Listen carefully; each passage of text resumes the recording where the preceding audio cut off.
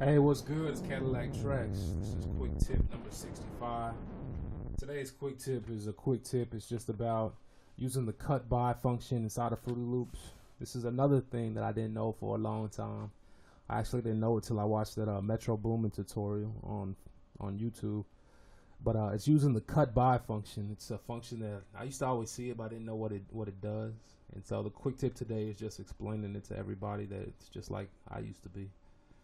When you click on a sound and you go into the miscellaneous functions, you see right here where it says group and it says cut by, and then it says cut, it has a number, and it says by and a number, and it says group right here.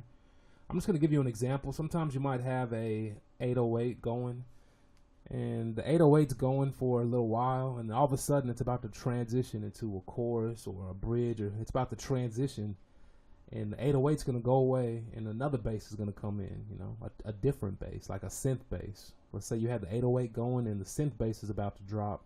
Sometimes that 808 can bleed over into the next sound. I'm going to show you an example right here that I just set up for you. This is the pattern mode. I got Nexus open with this deep bass right here. And on pattern 1, I got an 808. And so when I opened up the playlist, I went ahead and I just laid down a simple pattern. Let me do it so you can see it. Alright, so there's the pattern, it's the 808, and there's the bass. I'm just going to play this real quick. I'm going to play it without I'm going to slide the bass over, the synth.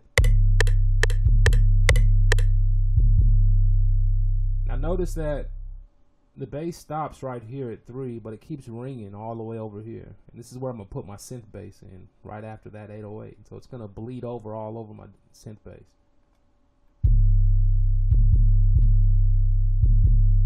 See, when it's going and it's going. A lot of times you can edit the envelope, you know, like I showed you in another video where you're editing the envelope to control it. But sometimes you might just want to have it cut off or be cut off by another sound. And that's what that cut by function is. So listen how it sounds when it's not being cut off and bleeding over into the other sounds. Some of you might not even be realizing you're doing this.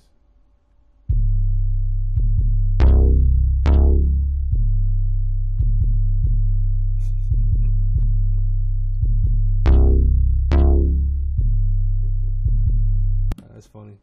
But you see that the 808's bleeding over into this bass. If I really wanted to get critical about the mixing, I would say, well, I can't mix this bass because it's all muddied up by that 808 right there.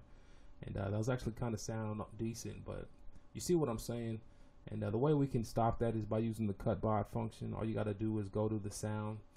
Go to the sound that the new sound that you're introducing, and go to the original sound. The original sound is the 808. It's on cut by channel 1 and 1. It might be on any random channel.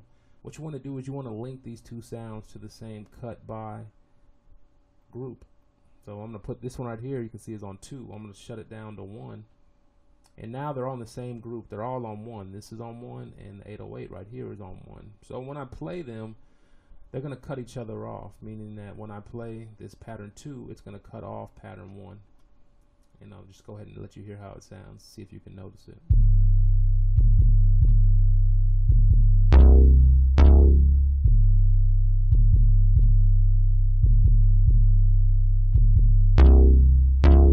So you can see that there's no more bleed from pattern 1 onto pattern 2. This is something a lot of y'all might overlook. This is something that we all need to address. You can't have that. This is quick tip 1.